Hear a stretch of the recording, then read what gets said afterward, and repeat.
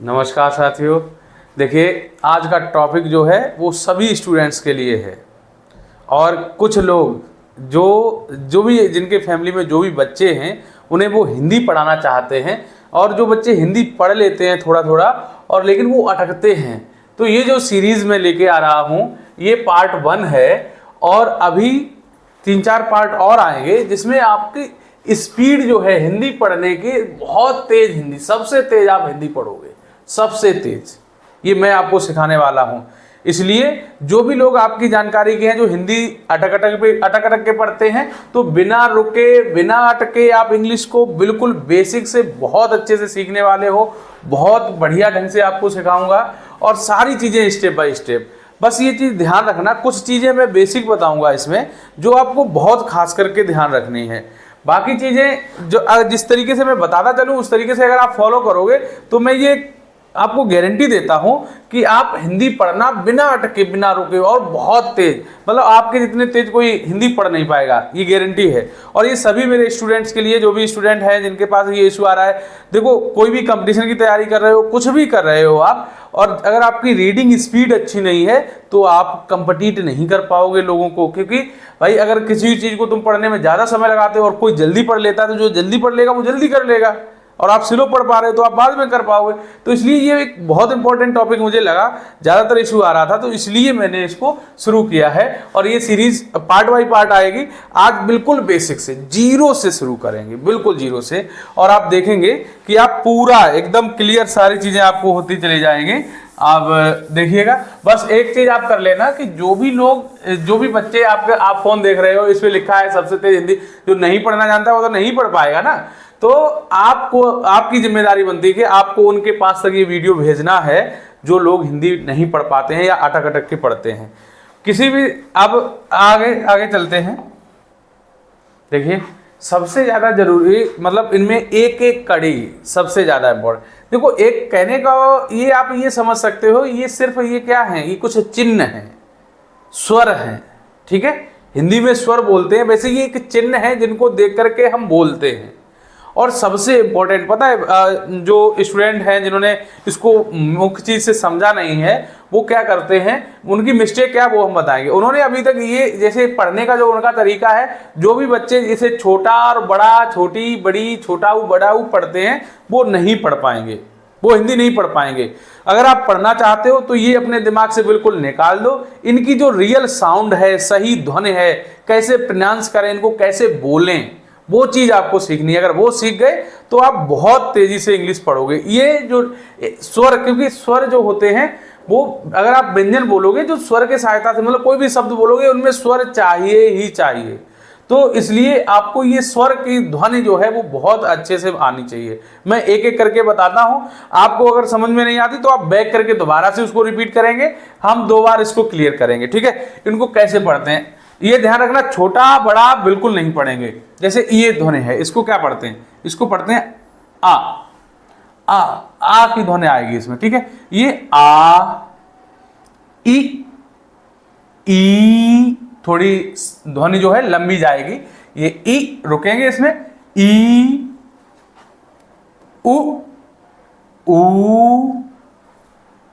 री, ठीक है। ये यहां तक कंप्लीट करने का, इसमें तो रुकते हैं, इसके बाद वाले किसी अक्षर में रुकते नहीं है। जैसे इसकी ध्वनि जो होती है बहुत इंपॉर्टेंट है, ये है ए, इसकी ध्वनि जो है ए की ध्वनि आएगी, ए, और इसकी ध्वनि आएगी आए, ठीक है। ये छोटी ए बड़ी ए नहीं है, ये ए और ए है, ए आए, ठीक है। समझ में आया, ए आए, इनकी ध्वनि ए आए। इधर देखो, ओ आओ, ठीक है। ओ से औखली, औ से औरत, कुछ नहीं, सिर्फ ध्वनि देखो, ओ आओ, अंग आहा। ये क्लियर हो गया, ठीक है यहां तक। और इसमें एक चीज और है, जैसे अब आपको ये स्वर हमने कहा क्लियर मालूम होने चाहिए, तो एक बार आप बैक खुद से करेंगे। ये अह है, अंग, आओ, ओ, आए, ए, री, उ, ई, आ, अ। ये आपको क्लियर हो जाने चाहिए, ठीक है। अगर आपको अभी भी इनमें कोई भूल रहे हो, आप अपने आप से वीडियो को पॉज करके दोबारा पढ़ के देखो और फिर दोबारा से सुनो इसको, क्योंकि यही बेस है। यहां से आप सीख गए तो आप हिंदी देखेंगे कितनी स्पीड में पढ़ते हैं हम लोग, आगे चलेंगे, ठीक है। आते हैं नेक्स्ट पे। देखो, स्वर की अपनी मात्राएं भी होती हैं। जैसे आ की कोई मात्रा नहीं होती है, लेकिन हर अक्षर के साथ आ होता है, ठीक है, ये छोटा आ। इसके बाद ये जो मात्रा है, ये आ, ये जिस अक्षर के साथ ये लग जाएगी तो आप साउंड देंगे उसको आ। अब अक्षरों के साथ जब ये मतलब व्यंजन के साथ लगेगी तब ये आ नहीं लगेगा, केवल ये इतनी मात्रा लगेगी इसकी, ठीक है। ये जो सिंबल है ये लगेगी केवल आ। और ये ई, किसी भी अक्षर के बाईं ओर से जब मात्रा कोई लगाते हैं तो इसकी सुन ध्वनि, अब इसकी ध्वनि इससे लगाएंगे, ठीक है। ई मात्राएं ध्यान से देख लो, ये ई मात्राओं से ध्वनि है ये, ठीक है। ई, और ये ऊ, और ये ऊ, और ये रा, ठीक है, रे बोलते हैं, रे। अभी कहाँ पे किसी भी अक्षर के ऊपर जब ऊपर से इस तरीके से मात्रा लग जाती है तो ए, और ऐसे ही दो मात्राएं अगर लग जाती हैं तो ऐ। किसी भी अक्षर पे ये डंडा लगा करके और उसके ऊपर अगर मात्रा लगा देते हैं तो ओ, और उसी डंडे पे अगर दो मात्राएं कर देते हैं तो औ, और ये अंग, और ये आहा, ठीक है। ये स्वर हो गए। स्वर हैं, स्वर वर्ण हैं और उनकी मात्राएं हैं। तो ये चीजें आपको क्लियर होनी चाहिए, इनको बहुत अच्छे से समझ लो कि ये मात्राएं, अब इनका प्रयोग नहीं करेंगे हम, इनका प्रयोग नहीं करेंगे, जिस भी अक्षर पे आएंगे इन मात्राओं का प्रयोग करेंगे, ठीक है। इनको सही से, सबसे मुख्य चीज है इनको प्रोनाउंस कैसे करते हैं ध्वनि। अब आपको इसको देख करके आ, ई, उ, ऊ, रे, ए, किसी भी अक्षर के ऊपर जब इस तरीके से लगी हुई तो ए, किसी भी अक्षर के ऊपर दो मात्राएं हुई तो ए, ओ, औ, अंग और आहा, ठीक है। नेक्स्ट, ये व्यंजन है। इनकी व्यंजन की ध्वनि आपको सही से मालूम होनी चाहिए। जब तक इनकी व्यंजन की अगर आप साउंड अच्छे से नहीं जानोगे तब तक भी आप नहीं, ये भी बहुत इंपॉर्टेंट है, ठीक है। जैसे स्वर है, इन्हीं से आप हिंदी पढ़ना सीख जाओगे। और एक चीज और खास करके आप बता दें आपको, अगर आप का कबूतर, खा खरगोश, गा गमला करोगे तो हिंदी नहीं सीख पाओगे। अगर आप वास्तव में हिंदी सीखना चाहते हो तो इनकी जो रियल साउंड है, इन सभी अक्षर के साथ आ, जो छोटा वाला आ है वो मिला हुआ होता है। वैसे कोई भी अक्षर है, जैसे का है, का में का को इस तरीके से, ये का व्यंजन है, बिना स्वर वाला व्यंजन है ये क, इसमें आ नहीं लगा हुआ है, और इसमें क, आ की ध्वनि आएगी, ठीक है। तो हम सभी उसी ध्वनि के साथ किस तरीके से प्रोनाउंस करेंगे, किस तरीके से बोलेंगे, इसको ध्यान से देखो, एक बार चेक कर लो और मतलब सुन लो सही से, समझ में ना आए दोबारा फिर से रिपीट कर लेना, इसको रिपीट करके आप देख लेना तो आप पूरी तरीके से सीख जाओगे। जो इंपॉर्टेंट चीज है वो मैं बता रहा हूं और एक बार आपको सही से कराई दे रहा हूं। देखो, ये ध्वनि जो इनकी है, ये क, ख, ग, समझिएगा, घ, ग, घ, या च, छ, ज, झ, वा, ट, देखो ये ट, ठ, ध्वनि समझिएगा, ट, ठ, ड, ढ, ड़, त, थ, द, ध, न, प, ये ओठ से बोलेंगे, फ, ब, भ, म। सब अक्षर जो बोलने के तरीके हैं वो सबके अलग अलग हैं। आप देखोगे बोलते समय, ये भी देखो, ऑब्जर्व करो कि कहाँ से बोल रहे। जैसे ये क, ख, आप देखो आपकी जो जीभ है, टंग है, वो कहाँ पे लग रही है, क, ख, ग, घ, एक लाइन के सेम जगह लग रही है, थोड़ी थोड़ी ध्वनि परिवर्तन हो रही है। इसकी देखो जीभ आगे लगेगी, च, छ, ज, झ, वहां। इसकी देखो जीभ पलट के, ट, ठ, ड, ढ, ड़। इसकी देखो त, दांतों में लगेगी, तालू में, त, थ, द, ध, न। फिर देखो ओठ से ये ध्वनि आएगी प, फ, ब, भ, म। ये य, र, ल, व। ये इसकी जो साउंड होती है ये 3 सा हैं, ठीक है। इनकी वैसे साउंड अलग अलग होती है, ठीक है। तो सबसे पहले ये वाली जो सा है, जो सीटी की आवाज आती है, जीभ को जितना अंदर आप मोड़ सको, जितने अंदर से, वहां से इसकी साउंड निकलती है। जैसे श, ये वाली इसकी साउंड होती है रियल श। उससे थोड़े बाहर आओगे, तालू के पास लगाओगे तब श, और बिल्कुल दांतों पे आके लगाओगे तब स। इनकी तीनों सा की ध्वनि अगर आपसे पूछा जाए इन सा की क्या क्या फर्क होता है, तो देखो जीभ को जितने अंदर से मोड़ सको श, फिर थोड़े बाहर श, फिर दांतों के पास स, ह, ये छ, त्र, ज्ञान। ये जो अक्षर हैं ये कुछ स्वरों से मतलब कुछ व्यंजन से मिलके बने होते हैं। जैसे ये छ है, इसमें का है और सा है, ठीक है। तो इसीलिए इसको KSH लिखते हैं इसके इंग्लिश में, ठीक है। सारी चीजें इसमें, ये त्र जो है इसमें टी है और आर है, त्र। ज्ञा में क्या होता है, जी है मतलब गा है और या है, जी बाई, इसलिए ये मिक्स अक्षर हैं, ठीक है, मिश्रित वर्ड हैं। समझ गए। इनकी ये ध्वनि आप, अगर आपको समझ में नहीं आई है तो एक बार आप पहले पॉज करें, खुद बोलें, फिर एक बार रिपीट करके फिर से सुने, ये क्लियर हो जाएगा, फिर आप हिंदी पढ़ना सीख जाएंगे, ठीक है। बहुत इंपॉर्टेंट है। अब नेक्स्ट देखते हैं। देखिए अब आप सभी स्वर की और व्यंजन की ध्वनियां सीख चुके हैं कि उनको किस तरीके से बोलना है। अब आप क्या करेंगे, अब इनको देखो जोड़ जोड़ के किस तरीके से पढ़ते हैं। जैसे ये आप पढ़ते हैं अ ब, ये मिल जाएगा तो क्या पढ़ेंगे एक बार में अब, ठीक है। ब ल मिलके बल, एक साथ इसी तरीके से पढ़ना सीखते हैं।